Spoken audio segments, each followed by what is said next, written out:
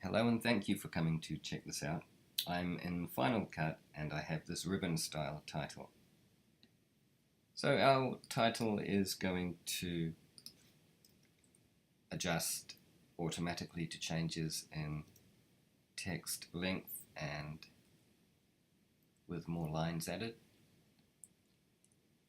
And there's a kind of automation working with the colors as well, so that with just one color published, the shading updates. And there are also some additional manual controls provided for extra adjustment.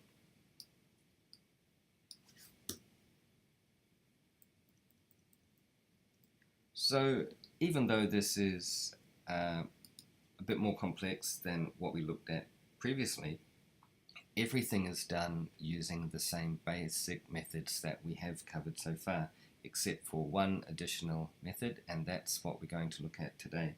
So let's jump over to Motion and see how this is done.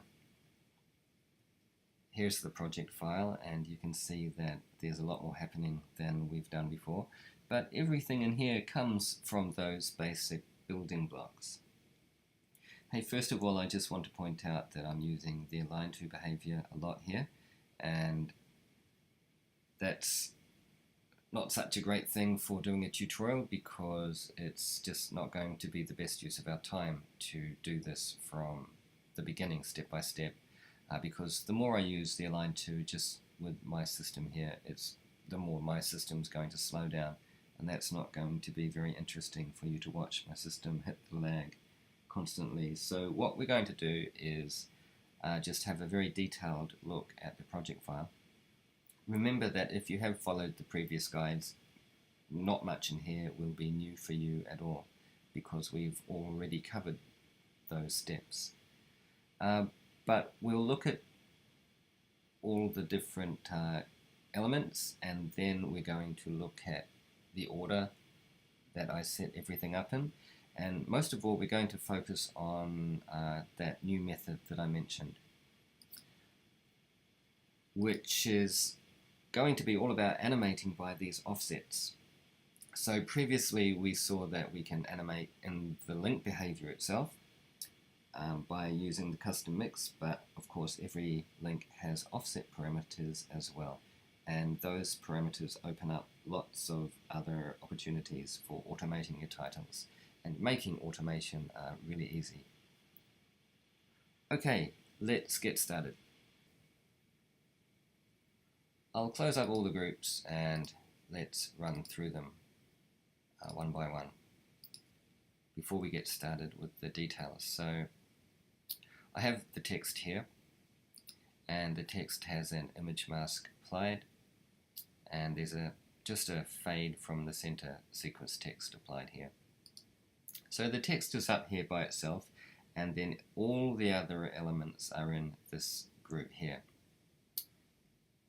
We have the base, the masker, the fold for the left and the right, and right now I will place those into a new group and call that folds. And then we have the ends. So from a perspective point of view, we have a front element layer, an element in the middle, folds on either side, and a layer behind everything else, these ends. So here in the let's turn off, actually first we're going to just pay attention to this masker, because this is where that new method is happening that I talked about, the offset animations. If we grab this shape, I'm going to turn it back on. So this is an image mask source, and if we come to the link,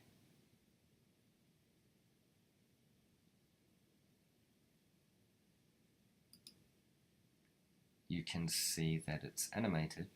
keep an eye on the green space.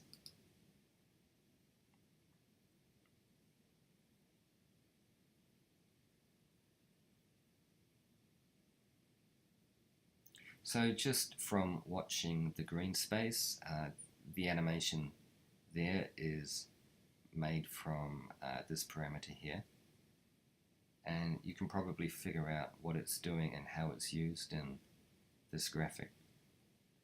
Okay, but we'll get to that very soon. I am going to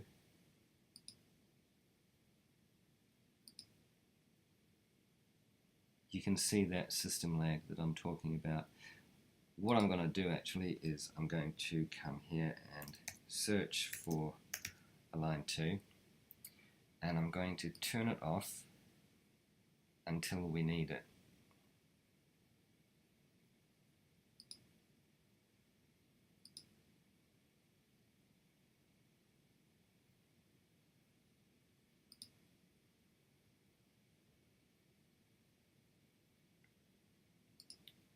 Okay, and I'll just turn off the other groups until it's time to look at them as well.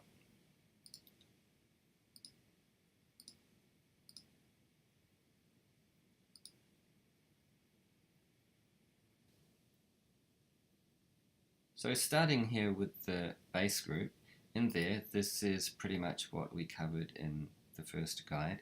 We have a shape that is linked to the text by size and aligned to the text. And we linked the size, and you see that it's animated by scale. Then we have the mask, image mask source for the text. It's just a duplicate of the main shape, and the scale is linked. And the size links, of course, are set to fixed. And the align to behaviors have ignore sequencing checked on. So that's the starting point, and that's the basic auto-sizing method right there.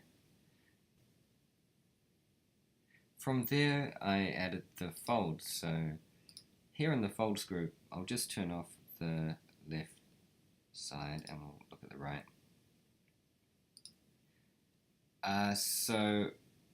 Okay, I'll turn on the align to behavior.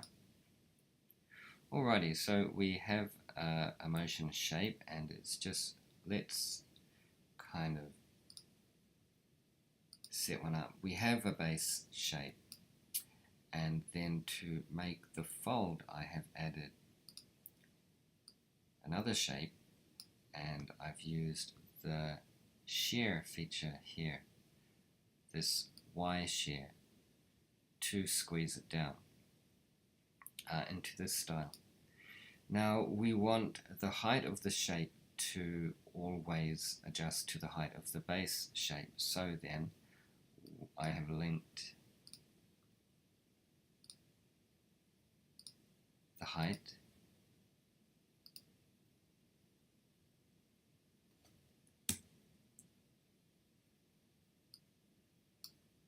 to the base, so then if we make adjustments, well, when the base shape adjusts to the text, then the height of the fold is going to keep up. And then the fold itself is anchored to the base shape with an align to behavior. Here it is here.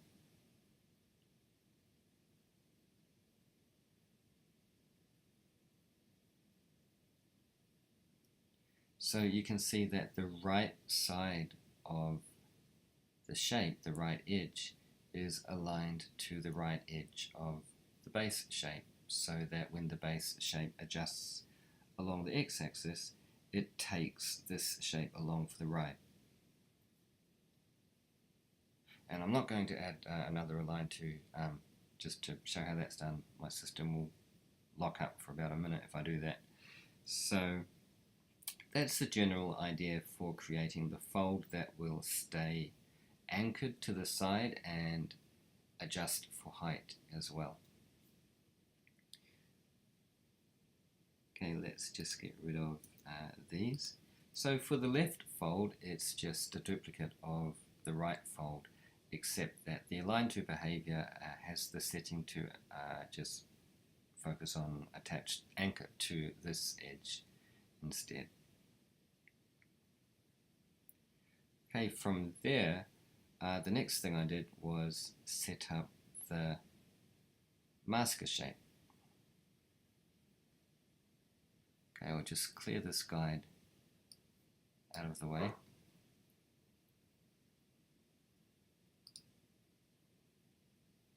And I'll just turn off the align to for that fold for now. So this masker,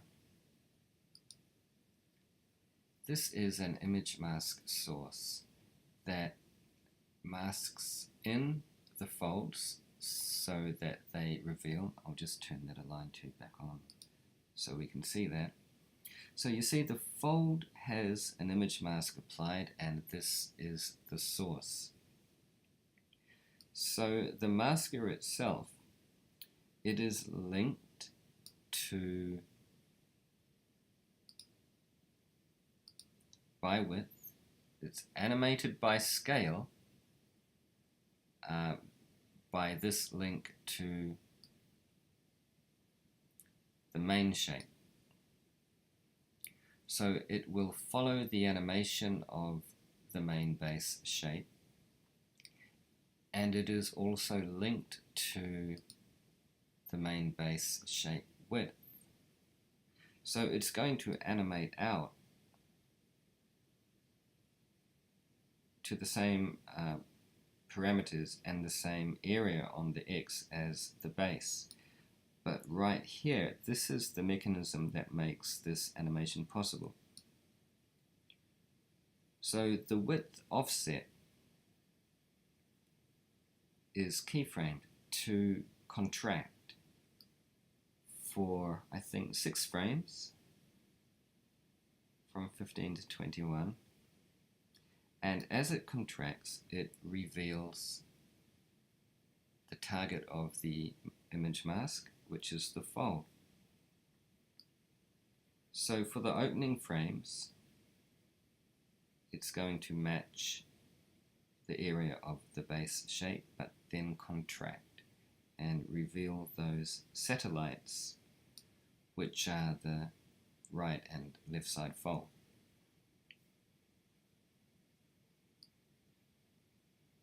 And you'll note the height is, well, I usually, if I'm going to use an image mask source in this way, I set the height to be the full size of the canvas. So in this case, it's 1080.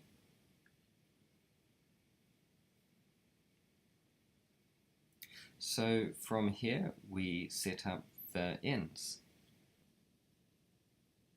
I'm going to grab the masker shape and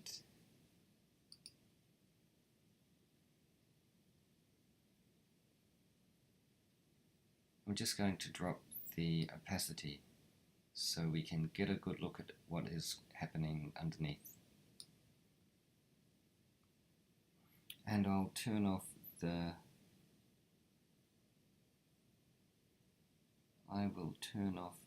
folds align to behaviors while we do this.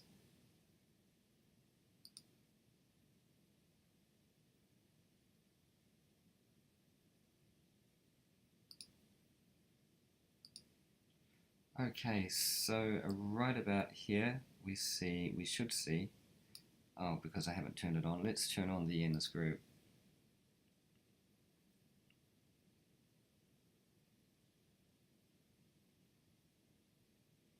So this is the shape that makes the ends, and let me turn that opacity right down. So you can see this shape is running right behind the masking shape here. The ends are, so the ends is just one rectangle, and this rectangle is Okay, so we have a brightness and color. We'll get to that when we cover color. There's an align to behavior, and it is aligned to the main base shape. But can you see this Y offset here? So it's offset by 35 on the Y axis, so it sits under it, and that 35 value there is what brings it in line with the folds. I've got the fold align to turned off at the moment. So it is linked by width to the main shape, so it's going to animate, it's going to always have the same width. It's not animating at all yet, it just sits there with the same width. So if we come back here, see how that width is expanding and contracting. Let's turn the align to back on. It's trimmed out to start here in the timeline so that we don't see it until it's needed.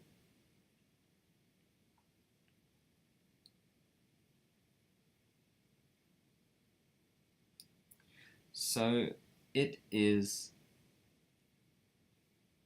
offset by this value here, minus 208, and that's enough to bring it within the masking shape borders so that the mask can mask it out until it's needed.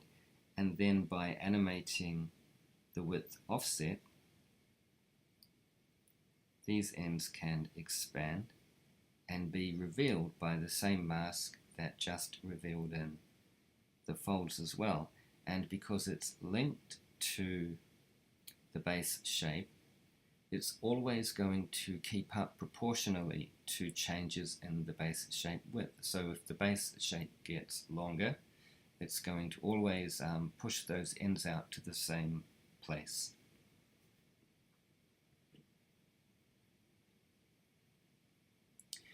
And that is pretty much it. So you can see that we have used animations on the width offset links for the masking shape, and then the shape that makes the ends. And those basic auto-sizing methods let us put something like this together that is going to automatically adjust when it's used in Final Cut. So let's have a look now at how we set up the colors. I just reset everything so we can have a good look at these color and brightness filter links. So the fold shapes left and right, they are linked to the base shape for color, and the ends rectangle shape, that's also linked to the base shape for color. So there's really just the one color.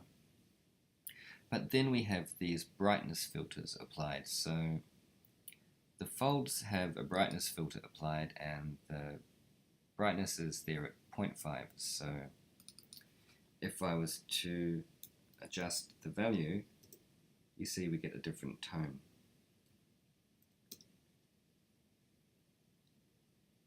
And ideally I should link the parameter of that filter to the parameter of the one on the right as well.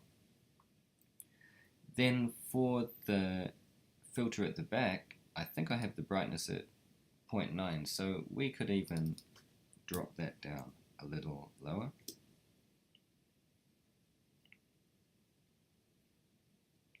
So then with the main shape, color published,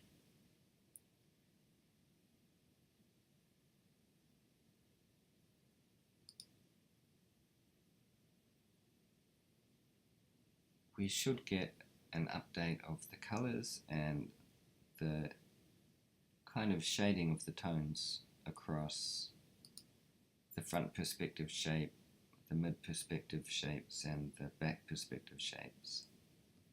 Which is good because then the user of your template doesn't need to play around with 3 different color settings just to get the right look when they change the color.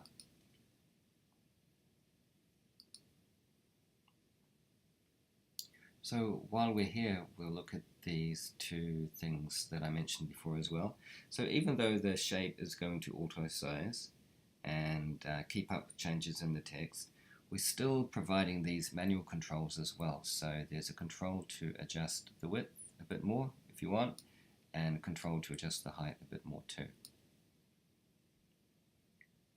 And these parameters here, they come from the main shapes size link. So I published the X offset and the Y offset from the main shape size link and renamed them as adjust width and adjust height. So because all the other shapes are linked or anchored to this shape in some way, it's not auto-adjusting to the text itself, but the other level of auto-adjusting here is that all the sizes are going to adjust to changes made from just these parameters here as well.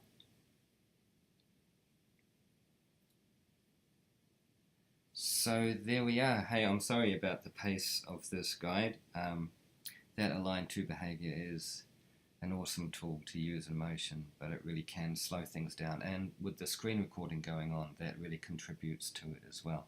But I hope that this made sense. If you have followed the previous guides, then I think you'll see that we can take those basic automatic size adjusting methods and put them together to make something more detailed. Alright, thanks for taking the time to check this out, and thanks for watching.